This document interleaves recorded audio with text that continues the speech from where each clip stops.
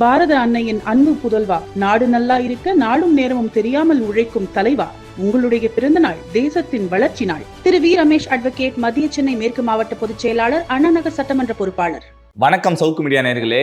இன்றைய அரசியல் அரட்டையில் நேற்று விஜய் அவர்களுடைய ஸ்பீச்சை பற்றி தான் டீ கோடிங் பண்ண போகிறோம். மக்கள் ஆவலுடன் எதிர்பார்த்துக்கிருந்தீங்க. நீங்கள் வணக்கம் சார்.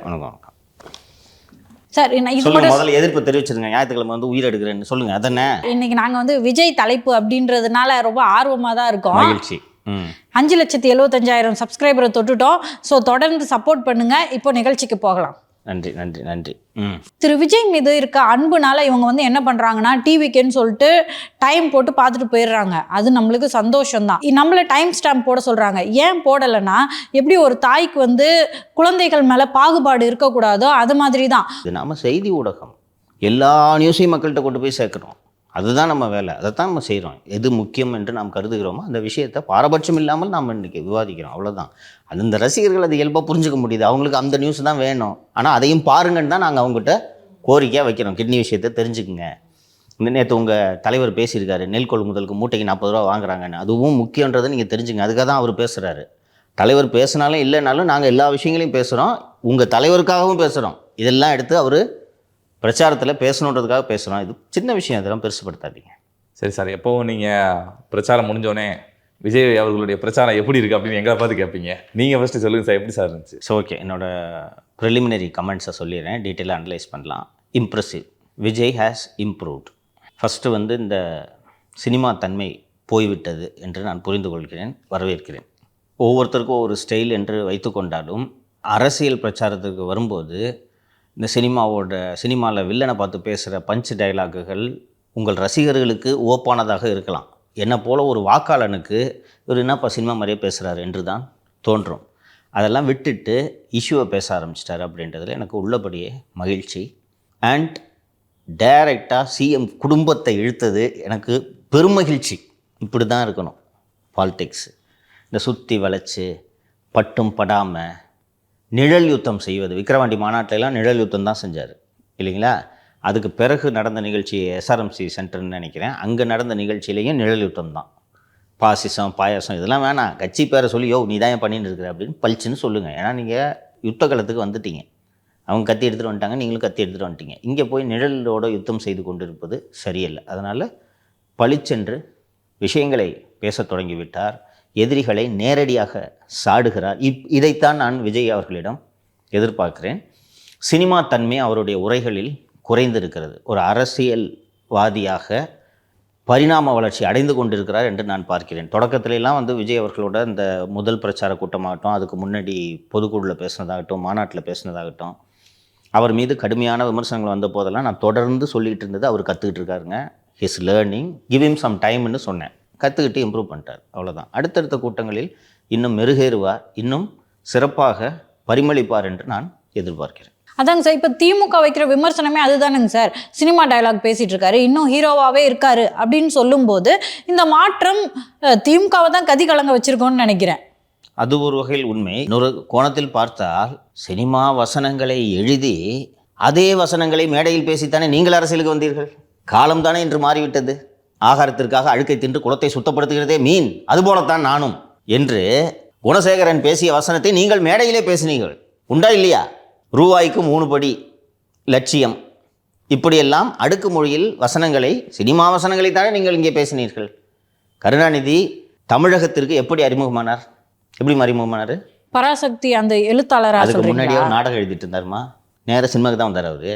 அதற்கு முன்பு நாடக ஆசிரியர். அவர் பிரபலமான நாடகங்களை எழுதி அதற்கு பிறகு திரைப்படத்திற்கு வசனகர்த்தாவாக மாறி அந்த வசனங்களை அடுக்கு மொழியிலே மேடையில் பேசித்தானே நீங்கள் அரசியலுக்கு வந்தீர்கள். அடுக்குமொழி வசனங்களும் இலக்கிய நடையில் இருந்த வசனங்களும் மேடையிலும் இருந்தது. இன்னைக்கு பராசக்தியில் பேசிய அதே வசனத்தை இன்னைக்கு ஜனநாயகன் படத்தில் விஜய் பேசினா நீ பாப்பியா? காலம் மாறிடுச்சு. ஜனநாயகனில் என்ன டைலாக பேசுவாரோ அதை விஜய் மேடையில் பேசுகிறார். ஓகேவா? அதனால் இந்த சினிமா டைலாக்ன்றலாம் நீங்கள் பேசாதீங்க. சினிமா தான் உங்களுக்கு முதலீடு, சினிமா தான் உங்களுக்கு மூச்சு, சினிமா வச்சு தான் இன்றைக்கி வாழ்ந்துட்டுருக்கீங்க. புரியுதுங்களா? பொதுவாங்க சார் ஒரு எக்ஸ்பெரிமெண்டல் பண்ணாங்களாங்க சார் 100 பேரை வச்சு ஒரு 100 பேர்கிட்ட வந்து ஒரு ஃபோட்டோவை பர்ஃபெக்டாக எடுங்க அப்படின்னு சொல்லியிருக்காங்க. இன்னொரு குரூப் கிட்ட வந்து 100 ஃபோட்டோ எடுங்க அப்படின்னு சொல்லியிருக்காங்க. ஸோ அந்த 100 ஃபோட்டோ எடுத்தவங்க நாளடைவில் பர்ஃபெக்டான பிக்சர்ஸ் எடுக்க ஆரம்பிச்சிட்டாங்களாம். ஆனால் ஒரே ஒரு ஃபோட்டோவை பர்ஃபெக்டாக எடுக்கணுன்றவங்க தேடிக்கிட்டே இருந்தாங்களாம். ஸோ நம்ம ஒரு வேலையை செஞ்சுட்டு இருக்கும்போது ஆட்டோமேட்டிக்காக அது பர்ஃபெக்ஷனில் வரும் இல்லையா, அந்த இடத்த திரு விஜய் அடைஞ்சிருக்காரோ அப்படின்னு தோணுது sir. Practice makes a man perfect, அவ்வளோதான். இன்னொன்று கற்றுக்கணுமா, உங்கள் எதிரிகள் எந்த குறையை உங்களிடம் சுட்டி காட்டுகிறார்களோ அதை நீங்கள் நிவர்த்தி செய்து கொள்ள வேண்டும். அதுதானே ஒரு மனிதனுக்கு அழகு. எத்தனை வாட்டி வந்து பேப்பரை பார்த்து படிக்கிறீங்கன்ட்டு விமர்சனம் பண்ணாலும் திருப்பியும் பேப்பரை பார்த்து தப்பாக படிக்கிற ஆட்களை நம்ம என்ன சொல்கிறது, கொடுங்க. நேற்று சார் 2 இடத்துல பிரச்சாரம் பண்ணியிருக்காரு சார். ஒன்று நாகப்பட்டினம், இன்னொன்று திருவாரூர். ஃபர்ஸ்ட் நாகப்பட்டினத்தில் பேசினாரு. அதில் என்னென்னலாம் பேசினாருன்னு அனலைஸ் பண்ணிட்டு அடுத்ததுக்கு போயிடலாமாங்க சார்? ஃபஸ்ட்டு வந்துட்டு அந்த அங்கே இருக்கிற லோக்கல் பிரச்சனை பேசினார் சார். நாகப்பட்டினத்தில் வந்துட்டு மீன்களை வந்து பதப்படுத்தும்ல, அந்த தொழிற்சாலையே இல்லை அப்படின்னு சொல்லிட்டு அதை பேசினார்.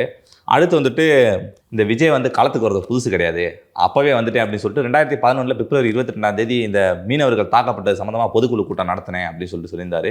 அதே மாதிரி வந்துட்டு அப்போயிருந்தே நான் மீனவர்கள் வந்து தாக்கப்படுவது வந்து நான் கண்டிச்சுட்டு வரேன், அதை பற்றி பேசியிருந்தார். அந்த சீமான் அவர்கள் வந்து பல வருஷமாக அந்த இலங்கை தமிழர்கள் சொல்லி அவர் ஓட்டு வாங்கியிருந்தார்.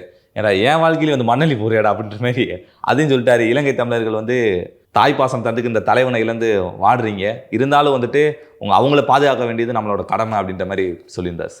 திரு விஜய் அவர்கள் சொன்ன கூற்றில் உண்மை இருக்கிறது. ரஜினிகாந்த், திரு கமலஹாசன் போல ஜெயலலிதாவும் கருணாநிதியும் இறந்த பிறகு திடீரென்ற அரசியல் ஆசை விஜய்க்கு முளைக்கவில்லை என்பது உண்மை. எப்போ இறங்கலான்றது தான் அவர் யோசித்தாரை ஒழிய இறங்கலாம் என்பதை தொடக்கத்திலேயே அவர் முடிவு செய்து விட்டார். அதுதான் அவர் குறிப்பிடுகிற அந்த இன்ஸ்டன்ஸ். நாகப்பட்டினத்தில் எனக்கு நினைவு இருக்குது அந்த நிகழ்ச்சி.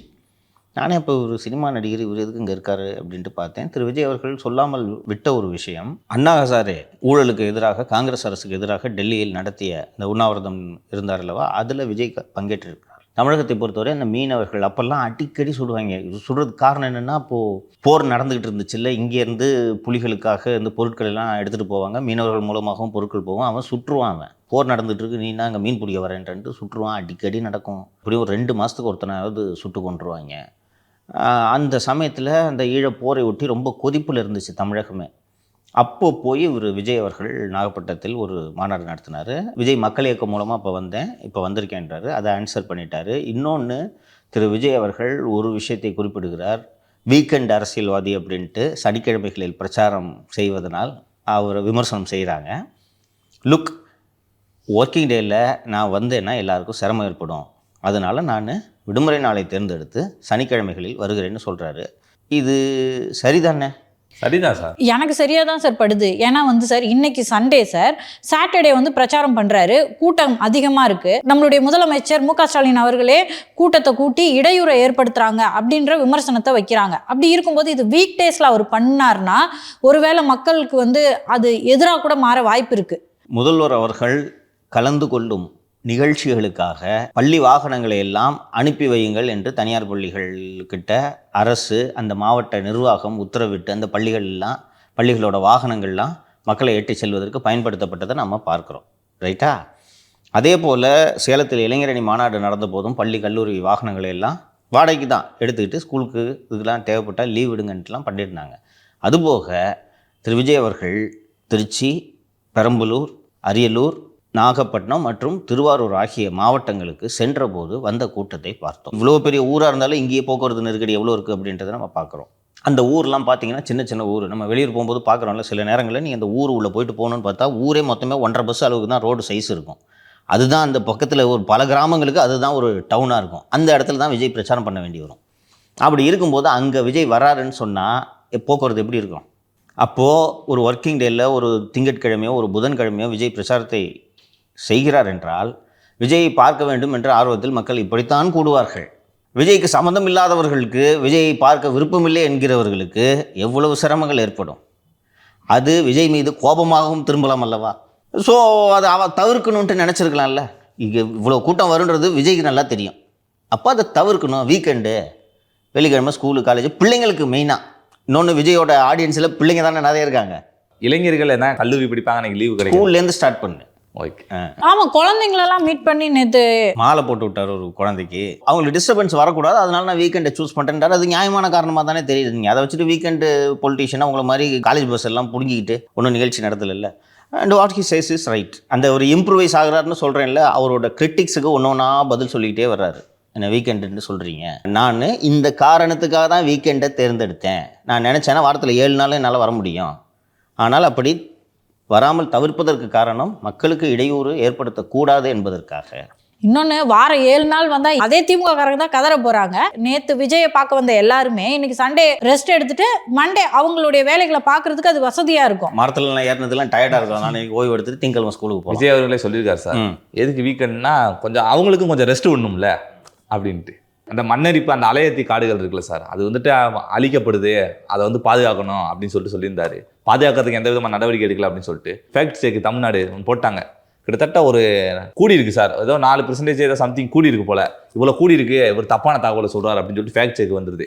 மிச்ச விஷயத்துக்குலாம் வர மாட்டேதே சார், என்ன சார் காரணம்? இன்னும் முழுமையாக அது செய்யப்படவில்லை, இன்னும் கூடுதலாக செய்யுங்கன்றது தான் நம்ம அதை புரிஞ்சுக்கணும். நீங்கள் முழுமையாக செஞ்சுருந்தீங்கன்னா பச்சையாக விஜய் வந்து பொய் சொல்ல வேண்டிய தேவை என்ன இருக்குது? இந்த காவேரி நீரை வந்து கொண்டு வரலாம் அப்படின்னு சொல்லியிருந்தாரு. அப்புறம் வந்துட்டு அங்கே மெரைன் காலேஜ் வந்து ஸ்டார்ட் பண்ணணும் அப்படின்னு சொல்லியிருந்தாரு சார். இறால் பண்ணைகள் வளர்ப்பால் நிலத்தடி நீர் மாசுபடுகிறது. அந்த இறால் விவசாயிகளுக்கு பிரச்சனை ஏற்படாமல், மண்ணை நம்பி இருக்கக்கூடிய விவசாயிகளின் நீர்வளமும் பாதிக்கப்படாமல் ஒரு சொல்யூஷனை கவர்மெண்ட்டு கண்டுபிடிக்கணும் அப்படின்னு சொல்லியிருக்காரு. அப்புறம் ரயில் பாதைகள் அமைக்கிறதுல ரொம்ப நாளாக ஒரு கிட்டத்தட்ட பல வருட கோரிக்கை இன்னும் நிறைவேற்றப்படவில்லை. 50 வருட கோரிக்கை நிறைவேற்றப்படவில்லைன்ட்டு லோக்கல் இஷ்யூஸை அட்ரஸ் பண்ணியிருக்காரு. அண்ட் அந்த நாகூர், வேளாங்கண்ணி போன்றத சுற்றுலாத்தலங்களை மேம்படுத்துவதற்கான நடவடிக்கைகளை எடுக்கணும், செஞ்சுருக்கலாமே, நீங்கள் ஏன் இன்னும் செய்யலை அப்படின்ற கேள்வியும் எழுப்பியிருந்தார். Correct sir. இவங்களுக்கு இதெல்லாம் பண்ணாமல் குடும்பத்தோட வளர்ச்சியும் அவங்க சுயநலம் மட்டும்தான் அவங்களுக்கு முக்கியமாக தெரியுது. அதுக்காக மட்டும்தான் அவங்க திமுக அரசு இருக்குது அப்படின்னு சொல்லிட்டு விமர்சனம் பண்ணியிருந்தார். இன்னொன்று சார், இதான் சார் முக்கியமாக அந்த இதில் நம்ம கீ பாயிண்ட்னா இதே பார்க்கலாம். வெளிநாட்டு முதலீடா இல்லை வெளிநாட்டில் முதலீடா அப்படின்னு கேட்டிருந்தார் சார். இது வந்து நேரடியாக இவர்களை, முதல்வர் குடும்பத்தை குறிப்பாக சுருக்கென்று குத்தும் என்று நான் நினைக்கிறேன். சிஎம்மோட வெளிநாட்டு பயணம் பற்றி ஒரு 15-20 நாளைக்கு ஒரு வாட்டி படம் ரிலீஸ் பண்ணுறாருல சிஎம், அது போல் ரிலீஸ் பண்ணலான்னு ஷூட் பண்ணி ரெடியாக வச்சுட்டு இருந்திருப்பாங்க. விஜய் அவர்கள் இதை பற்றி பேசுகிறோன்னே பட்டுன்னு ரிலீஸ் பண்ணாங்க. நேற்று பார்த்தியா, சிஎம் ஒரு சோஃபாவில் உட்காந்துக்கிட்டு வெளிநாட்டில் போய் நான் பேசினேன், அங்கே இருக்கவங்கெல்லாம் முதலீடு செய்கிறதுக்கு ரொம்ப ஆர்வமாக இருக்காங்க. சரி, முதலீடு செய்கிறதுக்கு அவங்கெல்லாம் ஆர்வமாக இருக்காங்களா இல்லையான்றது ஒரு ஃபோனை போட்டால் தெரிஞ்சிட போகுது. நீங்கள் எதுக்கு அங்கே நேராக போய் தான் கேட்பீங்களா? யோசிச்சு பாரு. அதே நீங்களே ஃபஸ்ட்டே நம்ம பேசணும்ல சார், இங்கே எதே மேனேஜர் இருக்காரு கூப்பிட்டு பேசினா என்ன சொல்ல முடிஞ்சு போச்சு. இன்னொன்று, நீங்கள் இப்போது வருவதாக சொன்ன எல்லா முதலீடுகளும் இங்கே ஏற்கனவே செயல்படக்கூடிய நிறுவனங்கள் செய்யும் முதலீடு. அதாவது இங்கே செயல்படக்கூடிய நிறுவனங்கள் அவர்களோட விரிவாக்கத்துக்காக செய்கிறாங்க. ஃபோன் பண்ணி மேனேஜர் ஏன்ப்பா என்னப்பா சொல்கிறாரு கேளு அப்படின்னு சொல்லிட்டு கேட்டேன்னா, சார் நான் எக்ஸ்டெண்ட் பண்ணணும். இன்னொன்று, அவங்களே உங்ககிட்ட தான் வந்தாகணும். இப்போ ஒரு 50 ஏக்கரில் ஒரு ஃபேக்ட்ரி இருக்குது, அவங்க எக்ஸ்டெண்ட் பண்ணி கட்டணும்னு சொன்னாங்கன்னா, சார் பக்கத்தில் இருக்க ஒரு 10 ஏக்கர் கொடுங்க, நாங்கள் ஃபேக்ட்ரி கொஞ்சம் எக்ஸ்டெண்ட் பண்ணணும், உங்கள்கிட்ட தான் வர போகிறாங்க. ஆட்டோமேட்டிக்காக அதை பண்ண போகிறாங்க. இதை போய் முதலீடுன்னு சொல்லி இன்னும் நம்ப வச்சு ஏமாற்றிட்டு இருக்காங்கல்ல. டிஆர்பி ராஜாவும் இதுக்கு மறுப்பு தெரிவிச்சிருந்தாருன்னு நினைக்கிறேன். அண்டு இந்த ஃபேக்ட் செக் யூனிட்டும் இல்லை முதலீடுலாம் வந்திருக்கு அப்படின்ட்டுலாம் சொன்னாங்க. நான் சிம்பிளாக கேட்குறேன், நீங்கள் அதுக்கப்புறம் போய் செஞ்ச வரவேற்ற முதலீடுகள் எல்லாம் தூக்கி ஓரம் வையுங்கள். மே 2022 துபாய் சென்றீர்களா இல்லையா? குடும்பத்தோடு போனாங்களா? போனாங்க சார். புர்ஜ் கலிஃபா டவர்லாம் ஏறினாங்களா? ரஹ்மானோட ஸ்டுடியோவுக்குலாம் அங்கே போய் பார்த்தாங்களா? துபாயில் எல்லாம் பார்த்தாங்களா? 6500 கோடி ரூபாய் முதலீடு வருகிறது என்று அவர் சொன்னாரா? இன்றைக்கி வரைக்கும் இருக்குது. கூகுளில் போய் நீங்கள் பார்த்தீங்கன்னா தெரியும். Lulu mall, Noble Steels, Kings hospital, இதில் ஒன்று வந்துச்சா? 3 வருஷம் முடிஞ்சிருச்சு. சொல்லு. புரிந்துணர்வு ஒப்பந்தமா சார்? புரிந்துணர்வு ஒப்பந்தம் போட்டுட்டு இங்கே வந்து ஏர்போர்ட்டில் வந்து அனௌன்ஸ் பண்ணார். சென்னை ஏர்போர்ட்டுக்கு வந்து இது மாதிரி இவ்வளோ முதலீடு வந்திருக்குன்னு அனௌன்ஸ் பண்ணார். இவ்வளோ வேலை வாய்ப்புகள் உருவாகும்னு சொன்னார். எங்கப்பா வந்துச்சு சொல்லுப்பா? கோயம்புத்தூர்ல வந்திருக்கு லூலு மால் அப்படி சொல்றாங்க. லூலு மாலோ இல்லை வேறு ஏதோ ஒரு மாலோ, அது என்னவா முதலீடாமா? யோசிச்சு பாருங்க, எது முதலீடு? ஒரு தொழிற்சாலை வருவது முதலீடு.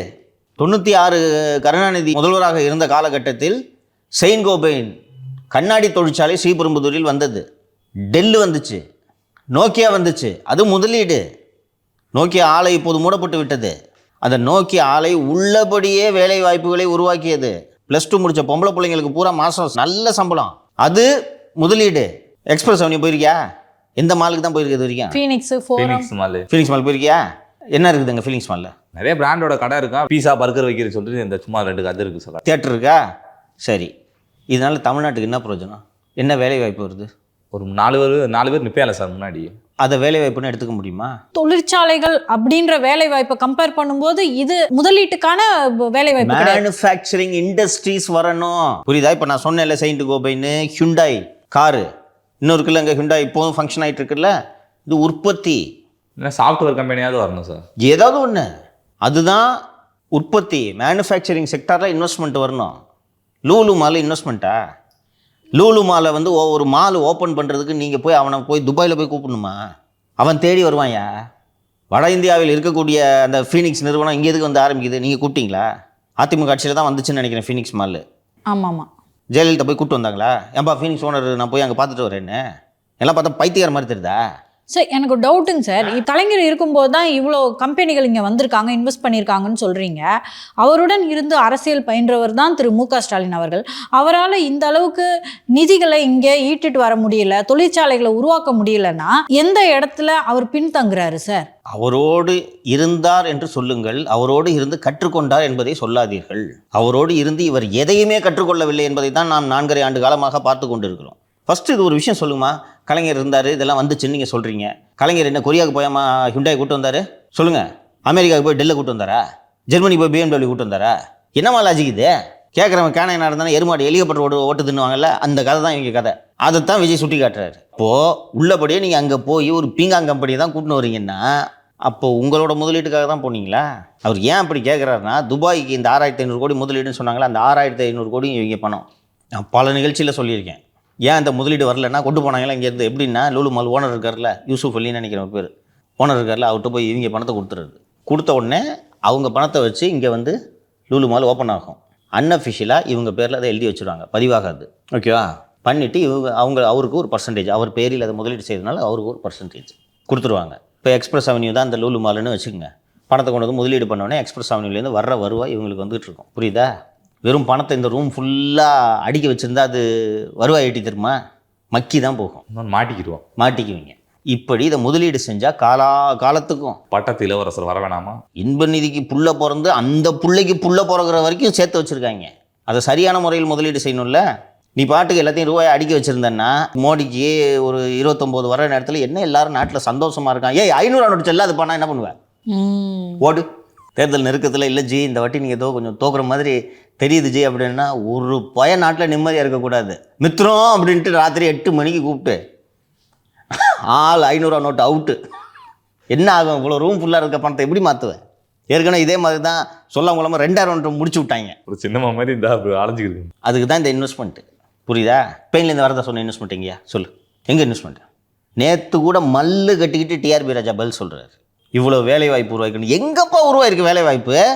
நான் இந்த 4.5 ஆண்டுகளில் இவர்கள் புதிதாக கொண்டு வந்த முதலீடுகளில் வேலைவாய்ப்பு பெற்றிருக்கிறேன்ட்டு நீங்களே உங்கள் நினைவுத்தான்களை வச்சுருக்கீங்களே, போய் வீடியோ எடுத்து போடுங்க. அந்த சவுக்கு சங்கர் என்பவர் பேசி கொண்டிருக்கிறாரு, துபாயிலிருந்து எந்த முதலீடும் வரவில்லை என்று. இதோ பாருங்கள், நான் லூலு மால் வாசலில் நின்று கொண்டிருக்கிறேன்ட்டு போய் வீடியோ எடுத்து போடுங்க. நோபல் ஸ்டீல்ஸ் தொழிற்சாலையின் வாசலில் இருந்து நான் பேசுகிறேன் அப்படின்னு ஒரு வார்த்தை சொன்னீங்கன்னா குணசேகரனே நேராக போய் பிடிசி கொடுப்பாரு. அந்த ஸ்பெயின்லேருந்து வந்த பீங்காங் கம்பெனி புது தொழிற்சாலையை தொடங்கி இருந்துச்சுன்னா, கார்த்திகை செல்வன் ஒரு வார்த்தை சொன்னீங்கன்னா போய் வாசலே படுத்து கிடப்பாரு. டிபேட் பண்ணுவாங்க. பண்ணுங்க, அதுதானே சரி. வாயிலே உட்காந்து ஸ்டுடியோவில் உருட்டிட்டு இருக்கீங்க. அது இல்லாதனால தானேங்க சார் அதிமுக பிரிஞ்சிருச்சு, ரெட்டலை உடஞ்சிருச்சு அப்படின்லாம் பேச வேண்டிய கட்டாயத்துக்கு அவங்க தள்ளப்படுறாங்க. நீங்க இதையெல்லாம் செஞ்சிருந்தீங்கன்னா உங்களுடன் ஸ்டாலின் தமிழகத்தை தலைக்குனிய விடமாட்டேன்னு ஊரா ஹோர்டிங் வைக்க வேண்டிய தேவையில்லை தம்பி. நீங்க உருவாக்கி இருக்கிறீர்களா அல்லவா அந்த வேலை வாய்ப்பு? அந்த வேலை வாய்ப்பை பெற்ற அந்த குடும்பமே உங்களுக்கு வாக்களிக்கும். ஜெயலலிதா மீண்டும் மீண்டும் வெற்றி பெற்றதற்கு காரணம் அவங்க மிகச் சிறப்பாக ரொம்ப அழகாக இருக்கிறார், மிக அழகாக பேசுகிறார் என்பதனால் அல்ல.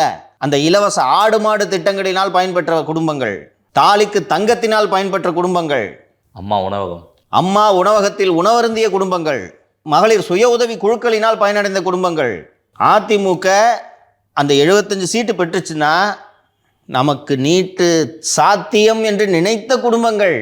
அது மாதிரி நீங்கள் இப்போ இந்த 1000 ரூபாய் உதவித்தொகையை தவிர நீங்கள் சொல்லிக்கிற மாதிரி என்ன ஸ்கீமு, என்ன வேலைவாய்ப்பை உருவாக்கி இருக்கிறீர்கள் அதுதானே பேசும். இவ்வளோ முதலீடு வந்திருக்கு, வேலைவாய்ப்பு வந்திருக்குன்னு நீங்கள் சொல்கிறீங்க. இதை பாருங்கள், கடைகள் நீங்கள் எல்லாம் உடனே ஒரு 10 நாளில் வந்து ஃபேக்ட்ரி கட்டி முடிக்க முடியாதுன்றதை நான் ஒத்துக்கிறேன். இதை பாருங்கள், இந்த இடத்துல தாங்க ஃபேக்ட்ரி இதாங்க சொல்கிறாங்க எங்களை இந்த மாதிரின்ட்டு. அந்த புரிந்துணர்வு ஒப்பந்தம் முதலீடாக மாறிவிட்டதுன்னு சொல்லுங்கள். என்னையா கேட்குறாங்க? ஒயிட் பேப்பர்னா என்னையா நீங்கள் கையில் வச்சுருக்கீங்க? அந்த ஒயிட் பேப்பரை ஏற்போச்சு. இவ்வளவு புரிந்து உணர்வு ஒப்பந்தம். இதை பாருங்க, இன்வெஸ்ட்மெண்ட் காட்டுங்க. அதுதான் சார் அவர் கேக்குறாரு, வெளிநாட்டு பணம் முதலீடா வெளிநாட்டில் முதலீடான்னு கேக்குறாரு. அதுதான் சுருக்குன்னு குத்துது உங்களுக்கு. வேதாரண்யத்துல வந்து உப்பு ஏற்றுமதி வசதி செஞ்சு தரணும்னு சொல்லியிருக்காரு சார். இதுல ஒரு விஜய் குறிப்பிடுவனவற்றில் பெரும்பாலானவை அந்தந்த மாவட்டத்துக்கான தேர்தல் வாக்குறுதிகளில் திராவிட முன்னேற்ற கழகம் சொன்னது, அதை நிறைவேற்றலைன்றதான் அவர் சுட்டி காட்டுறாரு. ஒரே கன்ஃபியூஷனாக இருக்குங்க சார். ஏதோ நாகூர் ஆண்டவர் அரசு மருத்துவமனையில் மருத்துவர்கள் இல்லை அப்படின்ற மாதிரி திரு விஜய் அவர்கள் சொல்கிறாரு. ஆனால் வந்து போயிட்டு அங்கேருந்து 8 கிலோமீட்டர் தூரமாக போயிட்டு திரு விஜயையோ இல்லை விஜயோடைய தொண்டர்களையோ போய் பார்க்க சொல்லுங்கள். மருத்துவமனையில் அவ்வளோ மருத்துவர்கள் இருக்கிறாங்க, மகப்பேறு மருத்துவர்கள் அத்தனை பேர் இருக்காங்கன்னு மாசு ரிப்ளை பண்ணியிருக்காரு சார். இங்கே பாருங்கள், ஆரம்ப சுகாதார நிலையங்கள் எங்கெங்கெல்லாம் இருக்கிறதோ அங்கெல்லாம் பிரசவம் பார்ப்பதற்கு சிறிய அறுவை சிகிச்சை செய்வதற்கு ஏற்ப உட்கட்டமைப்பை மேம்படுத்த வேண்டும் என்பது தான் தமிழக அரசின் நீண்டகால இலக்கு. ஓகேங்களா? அதனால தான் நம்ம இவ்வளவு மருத்துவக் கல்லூரிகளை திறந்து வைத்திருக்கிறோம். இவ்வளவு மருத்துவ கல்லூரிகள் இருக்கும்போது இங்கிருந்து உற்பத்தியாகக்கூடிய மருத்துவர்களின் சேவை கிராமங்களுக்கெல்லாம் சென்று சேர வேண்டும் என்பதற்காகத்தான் இவ்வளவு வசதிகளை செய்கிறோம். நாகூர் ஆண்டவர் மருத்துவமனையில் கைனகாலஜிஸ்ட் இல்லைன்றது தான் விஜயோட சார்ஜ் இல்லையா? அங்கேருந்து 8 கிலோமீட்டரில் நாகப்பட்டினம் ஹாஸ்பிட்டலில் உங்களுக்கு மருத்துவர்கள் இருக்கிறாங்கன்னா இது என்னப்பா லாஜிக்கு? 1 கிலோமீட்டர் தாண்டோன்னா ஏதாவது ஆச்சுன்னா எது வேணாலும் ஆகலாம். பிரசவத்துலலாம் சில நேரங்களில் காம்ப்ளிகேஷன் வரும், உயிரிழப்புகள் கூட ஏற்படும். 8 கிலோமீட்டருக்கு போகிறதுக்கு அப்போ இங்கே எதுக்கு அந்த நாகூர் ஆண்டவர் ஹாஸ்பிட்டல் எதுக்கு வச்சுருக்கீங்க? மூடிடுங்க. இப்போ இந்த கிங்ஸ் ஹாஸ்பிட்டல்னு பிரம்மாண்டமாக திறந்தீங்க, அந்த ஹாஸ்பிட்டலில் கார்டியாலஜிஸ்ட் இல்லை, ரேடியாலஜிஸ்ட் இல்லை, நெஃப்ராலஜிஸ்ட் இல்லைன்ட்டு ஊடகங்களில் செய்தி வந்திருக்கு. என்னங்க இங்கே இதெல்லாம் இல்லையானா ஏங்க அங்கே ஒரு 5 கிலோமீட்டரில் ராஜீவ்காந்தி கவர்மெண்ட் ஹாஸ்பிட்டல் இருக்குங்கன்னு சொன்னால் இது பதிலாக அதுக்கு? அப்போ எதுக்கு கருணாநிதி சென்டினரி ஹாஸ்பிட்டல்னு எதுக்கு ஓப்பன் பண்ணீங்க சொல்லுங்கள்? கொரோனா டைம்லலாங்க சார், வட மாநிலங்கள்லாம் பார்த்தீங்கன்னா பாடியை எடுத்துகிட்டு போகும்போதே ஆம்புலன்ஸ்லேருந்துலாம் கீழே விழுந்த அவலத்தெல்லாம் பார்த்தோம். அப்போ தமிழ்நாடு அவங்கள பார்த்து சிரித்தாங்க. அந்த டைமில் நம்ம வந்து கொரோனாவை சிறந்த முறையில் கையாளுறதுக்கு முக்கியமான காரணம் இங்கே இருந்த பிஹெச்கள் சிறந்த முறையில் இயங்குது அப்படின்றது. ஸோ அந்த பிஹெச்களை தான் இவங்க அடிப்படை வசதி சரியில்லைன்னு திரு விஜய் சொல்கிறாருன்னு நினைக்கிறேன். சுட்டி காட்டுறாரு. அதுக்கு அவர் விஜய் சொல்கிறது பொய். அங்கே கைனகாலஜிஸ்ட் இருக்காங்கன்றதானே பதிலாக இருக்க முடியும். அப்படி இல்லைன்னா கைனகாலஜிஸ்ட் போடுறோன்றது பதிலாக இருக்க முடியும். இல்லை 8 கிலோமீட்டர் இன்னொரு ஹாஸ்பிட்டல் இருக்குன்னா அது விஜய்க்கு தெரியாத? இதில் வேறு தொண்டர்கள் போய் பார்க்கணுமா, விஜயே போய் பார்க்கணுமா? விடுங்க, மாசு என் நண்பர் திட்டுறதுக்கே கஷ்டமாக இருக்குது. விடுங்க. அவர் அந்த தமிழ்நாட்டில் குட்டிச்சவரான டிபார்ட்மெண்ட்டில் சுகாதாரத்துறை ஒன்று. அந்த டிபார்ட்மெண்ட்டை பற்றியே தெரியாததுனால சம்பாதிக்கவும் முடியல இவரால். புரியுதுங்களா? இப்போ நம்ம அண்ணன் விஜயபாஸ்கரை விட்டிங்கன்னா ஊசி வாங்குறதுலேருந்து அடிப்பார் காசு. 12 PA வச்சுருக்கிற மாதிரி கேள்விப்பட்டிருக்காங்கன்னா விஜயபாஸ்கருக்கு 12 PA. மருத்துவ உபகரணங்கள் பர்ச்சேஸுக்கு ஒரு PA, மருந்துகள் பர்ச்சேஸுக்கு ஒரு PA, டாக்டர் போஸ்டிங்க்கு ஒரு PA, நர்ஸு போஸ்டிங்க்கு ஒரு PA. ஏதாவது லிஸ்ட்டு போட்டு ஏதாவது புத்தகம் வந்து வெளியிட சொன்னீங்கன்னா அவர் படித்து ஏதாவது பண்ணிக்குவார். இல்லை, விளையாட்டுத்துறைக்கு மாற்றிடணும் சார் அவரை. எதில் உங்களுக்கு சப்ஜெக்ட் நாலேஜ் இருக்கோ அங்கே தான்மா போடணும். அவர் வழக்கறிஞர் அடிப்படையில். அதை விட்டுட்டு நீங்கள் இந்த மாதிரி போடுறீங்க. ஜஸ்ட்டு நீங்கள் இப்போது ஆரம்பித்தோடனே இந்த பாருங்கள், உங்கள் குடும்பத்துக்கு மாதம் நெருக்கம், புரியுதுங்களா? அந்நியார் மூலமாக தான் சீட்டு வாங்கினார், மேயராக இருந்தார், குடும்ப விசுவாசி. அவருக்கு ஏதாவது செய்யணும்னு நினைக்கிறீங்க. அவருக்கு எங்கே ஸ்கில் இருக்கோ, எது உள்ள அவருக்கு திறமை இருக்கோ அதை பார்த்து நீங்கள் போஸ்டிங் போடுறதானுங்க சரியாக இருக்கும். எப்போ பாரு மராத்தான் ஓடிக்கிட்டு கூட இருக்கிற மாவட்ட அதிகாரிகளெல்லாம் கூட்டிகிட்டு மராத்தான் ஓடிக்கிட்டு சினிமா ரிவ்யூ போட்டுக்கிட்டு, அதனால இவர் என்ன பண்ணுறாருன்னா பாம்பு கடிக்கு விஷம் தயாரிக்கிறத காலி பண்ணி விட்டுறாரு. காலி பண்ணி விட்டுட்டு அது பாரு, இப்போ பல வருஷமாக இருக்குது அந்த சென்டர். இன்னும் ஆன்டி வினம் மருந்துக்கான தேவை இருக்குது. நம்ம ஏற்கனவே நான் விரிவாக சொல்லியிருக்கேன்.